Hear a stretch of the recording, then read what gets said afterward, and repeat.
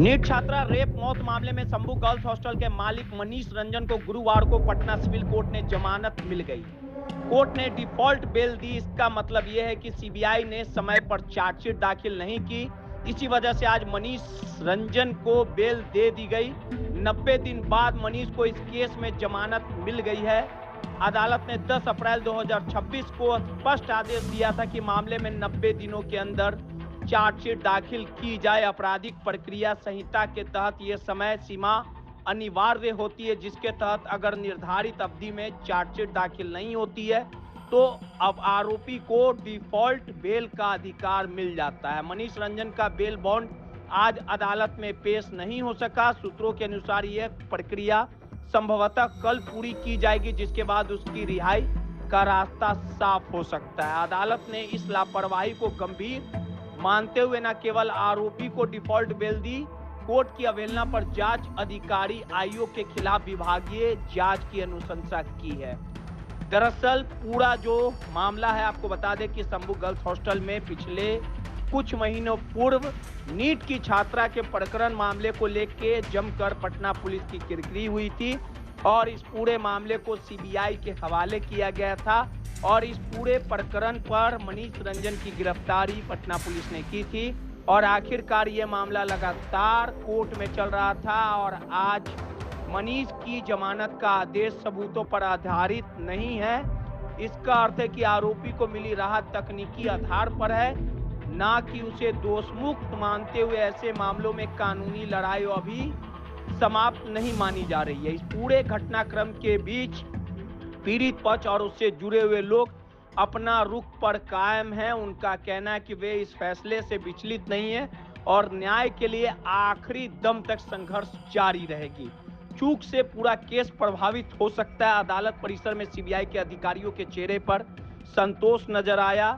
आमतौर पर ऐसे मामलों में एजेंसी पर दबाव होता है, लेकिन इस बार उनका रुख सब कुछ अलग दिखा, जिसमें कई तरह की चर्चाएं भी हो रही है। कानूनी जानकारों का मानना है कि इस तरह के मामलों में जांच एजेंसियों को समय सीमा का विशेष ध्यान रखना चाहिए, क्योंकि तकनीकी चूक से पूरा केस प्रभावित हो सकता है। अब सबकी नजर इस बात पर टिकी है कि आगे की सुनवाई में क्या नया मोड़ आता है और क्या सीबीआई अपनी जांच को मजबूत तरीके से अदालत के सामने पेश कर पाती है या नहीं।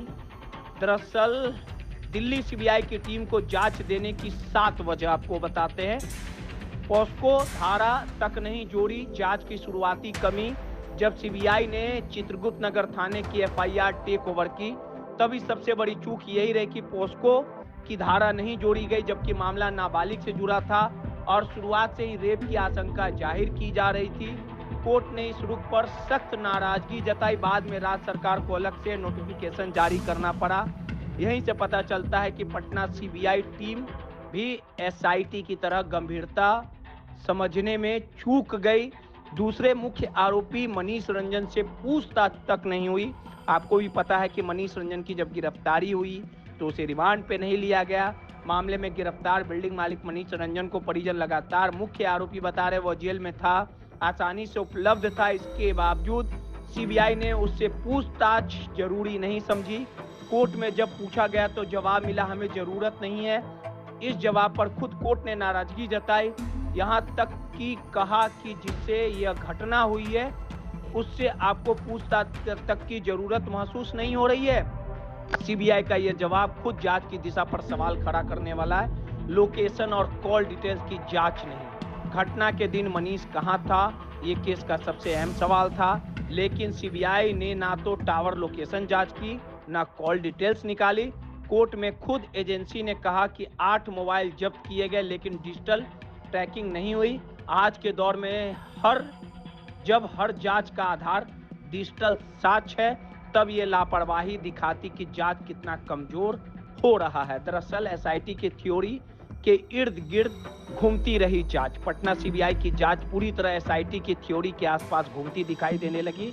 उसने स्वतंत्रता जांच एजेंसियों की तरह नए एंगल नहीं तलाशे, बल्कि उसी दिशा में आगे बढ़ती रही जिसमें पहले से पटना पुलिस और एसआईटी खामियां छोड़ चुकी थी। इससे धारणा बनी कि सीबीआई ने जांच को रीसेट करने की बजाय वही पुरानी लाइन पकड़ ली जिससे केस उलझ गया। परिवार वालों ने खुद सीबीआई पर भी दबाव बनाने का आरोप लगाया। छात्रा के पिता ने सीबीआई भी पटना पुलिस की तरह हमसे ही कह रही है कि तुम्हारी बेटी ने सुसाइड किया। पांचवा पॉइंट जो दरअसल महत्वपूर्ण बातें, कोर्ट के सवालों का ठोस जवाब नहीं दे पाई सीबीआई। पॉस्को कोर्ट में सुनवाई के दौरान जब सीबीआई से सीधे सवाल पूछे गए कि आरोपियों की भूमिका क्या है, क्या किसी लोकेशन से मैच की है, अभी तक की जांच रिपोर्ट के स्टेटस क्या है, तो पटना सीबीआई के पास स्पष्ट जवाब नहीं था। कोर्ट को बार बार अधूरी जानकारी मिल रही थी। यही वजह से कोर्ट ने खुद जांच पर सवाल उठाए। छठी जांच की स्पीड में कमी, कपड़ों पर स्पर्म किसका।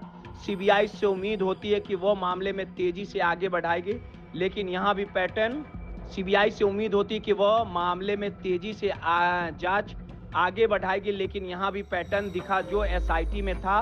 12 फरवरी को जांच टेक ओवर करने के बाद भी कोई अतिरिक्त जानकारी सामने नहीं आई। यहां तक कि सीबीआई यह भी नहीं पता लगा पाई कि लड़की के कपड़ों पर स्पर्म किसका था। ना कोई अलग गिरफ्तारी, ना किसी से अलग पूछताछ। यहां तक कि सीबीआई में एम्स की रिपोर्ट भी मंगाई, जिस पर एसआईटी की पूरी जांच टिकी थी। 7वां पॉइंट, मामला पहले ही संवेदनशील था। मीडिया में लगातार सीबीआई कमजोर जांच, परिवार वालों के गंभीर आरोप, कोर्ट की नाराजगी को देखते हुए जांच को दिल्ली सीबीआई को शिफ्ट किया गया। और इस पूरे घटना को आपको बता दें कि इस पूरे प्रकरण को लेकर लगातार मनीष रंजन को बेल मिल गया। आपको भी पता है कि जब ये पूरा प्रकरण कुछ महीने पूर्व हुआ था, तो शंभू गर्ल्स हॉस्टल में जिस प्रकार से लड़की की संदिग्ध हालत में मौत हुई थी, इस पूरे प्रकरण में पीड़ित परिवार लगातार ये कह रहा था कि पीड़िता के साथ अन्याय हुआ है, जघन्य अपराध हुआ है। और पूरे प्रकरण में एसपी अभिनव कुमार लगातार इसे सुसाइड बता रहे थे, और उन्हीं के रटा रटाया बयान पटना के एसएसपी कार्तिकेय शर्मा दे रहे थे। एसआईटी की थ्योरी पटना से जहानाबाद लगातार घूमते रही। पीड़िता परिवार लगातार एसआईटी से लेकर सीबीआई पर सवाल खड़ा करते रहा, और इस पूरे मामले में चित्रगुप्त नगर प्रभारी रोशनी कुमारी पर भी कार्रवाई हुई थी। एक अपर थाना अध्यक्ष पर भी कार्रवाई हुई थी, हेमंत झा पर। तो कहा जा सकता है कि ये मामला पूरी तरह से हाई प्रोफाइल हो गया। इस पूरे मामले को लेकर कई दिनों पूर्व पीड़ित परिवार ने पटना के गर्दनी बाग में धरना प्रदर्शन किया। सरकार से लेकर सीबीआई, पटना पुलिस की एसआईटी, तमाम लोगों के कार्य सवालों के घेरों पर उठाया, और साफ तौर पे कहा कि आज भी उन्हें बेटी के इंसाफ की लड़ाई लड़ेंगे।